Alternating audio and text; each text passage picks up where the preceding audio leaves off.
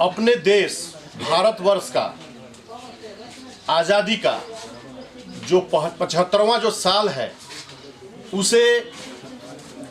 भारत के प्रधानमंत्री, हम सभी के प्रिय नेता माननीय नरेंद्र मोदी जी के सपनों के अनुसार, इच्छा अनुसार हम लोगों ने आज़ादी का अमृत महोत्सव के रूप में मनाने के लिए आज यहाँ एकत्रित हुए हैं। हालांकि कार्यसूची जो है वह यहाँ बना हुआ है, उसके अनुसार सब कुछ होना चाहिए। चूंकि मुझे मौका मिला आज यहाँ आप लोगों के बीच आकर आप लोगों से मिलने के लिए और इस महोत्सव में शामिल होने के लिए मैं आया हूँ। कार्यक्रम थोड़ा मेरा आज व्यस्त है। कई एक कार्यक्रम है जो अपने समष्टि से, अपने जो नागरिक हैं, आम जनमानस है, उनके भलाई हेतु कई एक कार्यक्रम है जिसमें मुझे रहना है, जाना है। तो मैं कुछ क्षण के लिए आप लोगों के बीच हूँ और आज यह जो मौका आप लोगों के बीच आने का मुझे मिला और इसमें शामिल होकर आप लोगों से इंटरेक्ट करने का मिला, आज का यह महोत्सव का एक हिस्सा बनने का मिला मौका, इसके लिए सबसे पहले मैं जितने भी हमारे मित्र इस व्यवस्था से जुड़े हुए हैं, इस इंस्टीट्यूशन से जुड़े हुए हैं, उन सभी को मैं तहे दिल से शुक्रिया अदा करना चाहता हूं, धन्यवाद देना चाहता हूं। धन्यवाद देना चाहता हूं नेहरू युवा केंद्र के साथ जुड़े हुए ऐसे सैकड़ों हजारों कार्यकर्ताओं को, जिन लोगों के समर्पण के वजह से, जिन लोगों के उत्साह के वजह से आज यह जो संगठन है पूरे देश भर में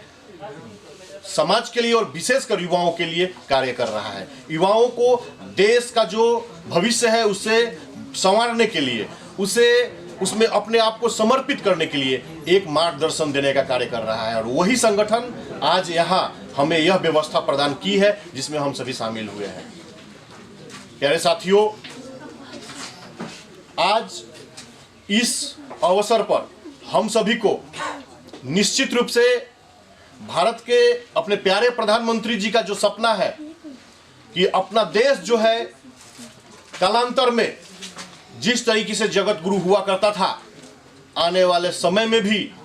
अपने इस धरती पर सैकड़ों देशों के बीच नेतृत्व देने का जो स्थान है वहां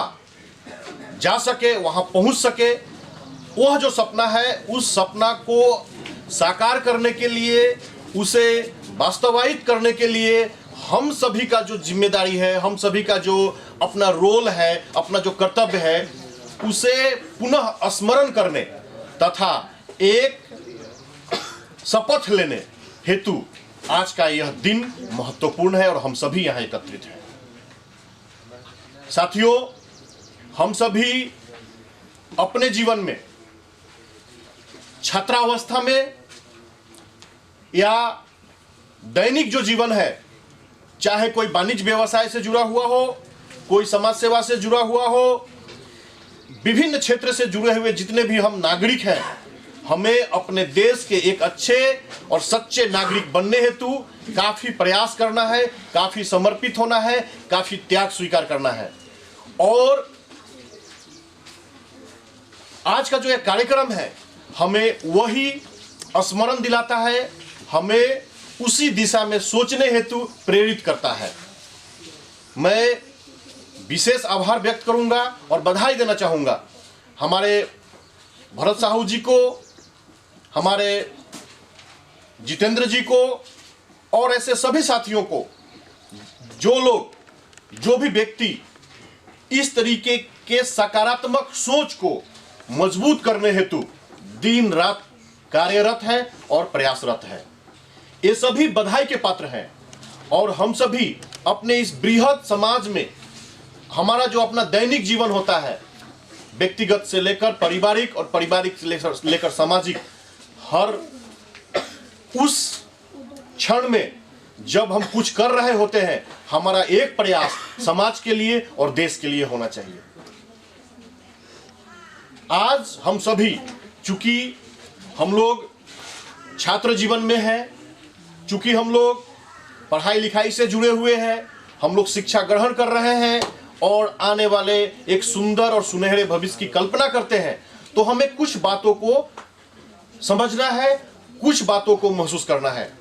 आप लोग यदि समाचार वगैरह देखते होंगे, सुनते होंगे, सोशल मीडिया व्यवहार करते होंगे, तो आप लोगों ने देखा होगा वर्तमान के कालखंड में अपने देश के बगल में एक देश है अफगानिस्तान, और वह अफगानिस्तान किसी कालखंड में बृहद आर्यावर्त का हिस्सा हुआ करता था। समय बदला और आज की व्यवस्था में वह एक अलग देश है, और उस देश का जो आज का हालात है,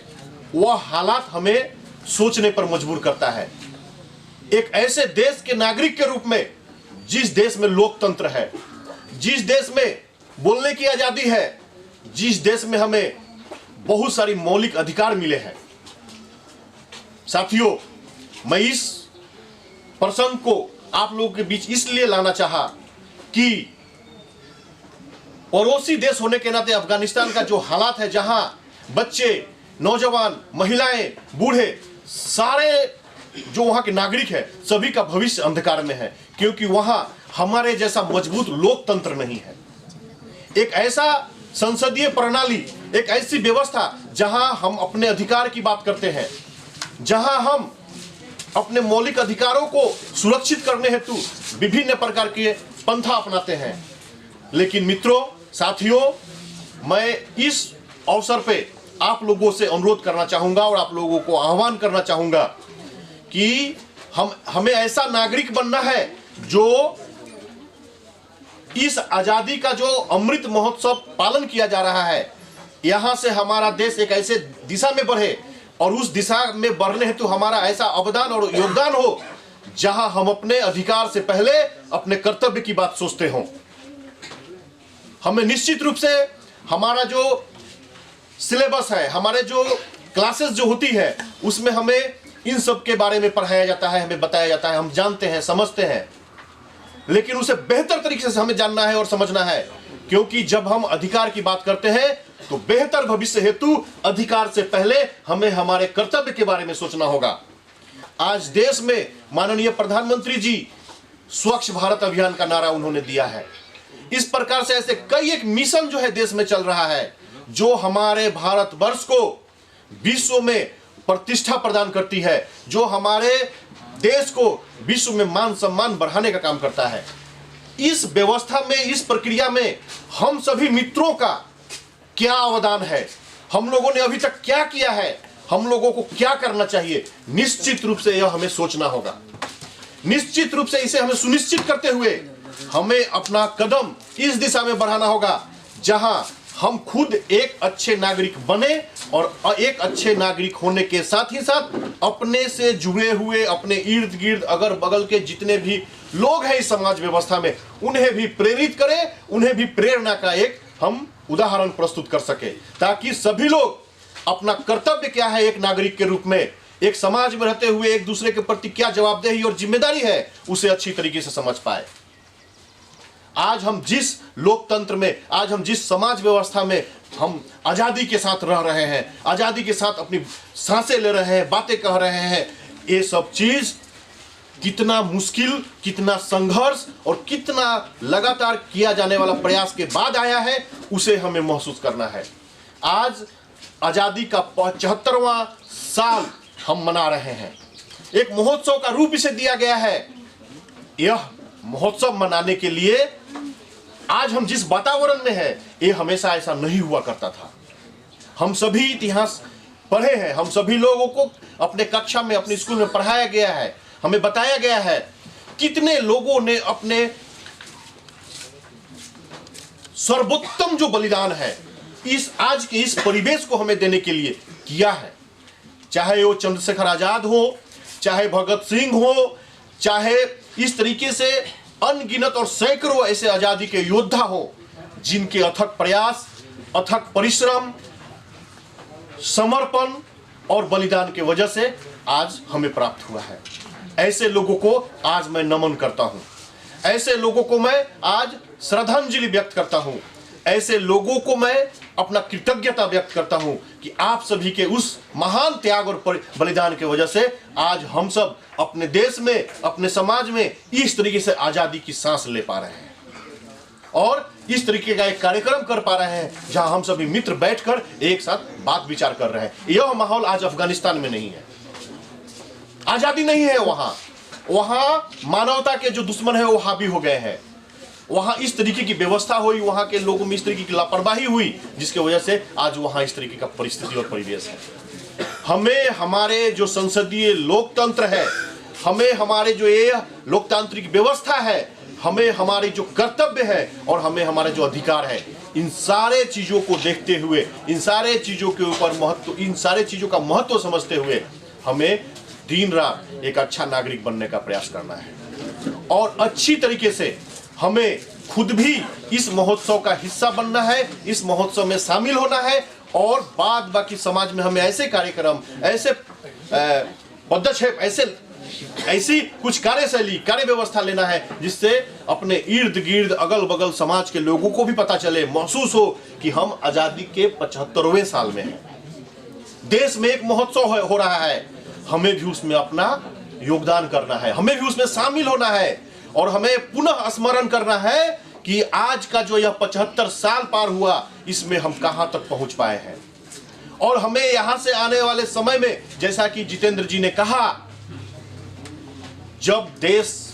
100 साल मना रहा होगा अपने आजादी का, उस वक्त आज के हमारे प्रधानमंत्री जी ने जो सपना देखा है जगत गुरु का,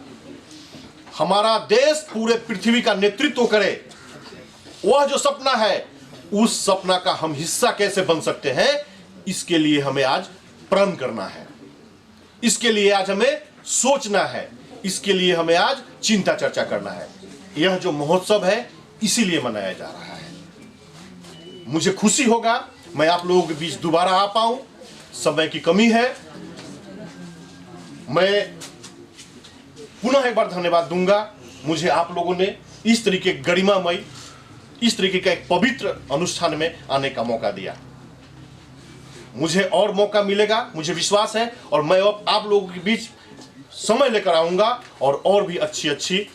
एक दूसरे के सुंदर भविष्य के लिए, अपने समाज के सुंदर भविष्य के लिए, अपने ये जो कार्बी आंगलंग में जो बृहद समाज है, सभी भाषा भाषी जाति जनगोष्ठी, कार्बी समाज, डिमासा समाज, गारो समाज, बोरो समाज, हिंदी भाषी, असमिया भाषी, बांग्ला भाषी, गोरखा, जितने भी संप्रदाय, जाति जनगोष्ठी, भाषा भाषी से गठित यह जो एक बगीचा है, इसे कैसे हमें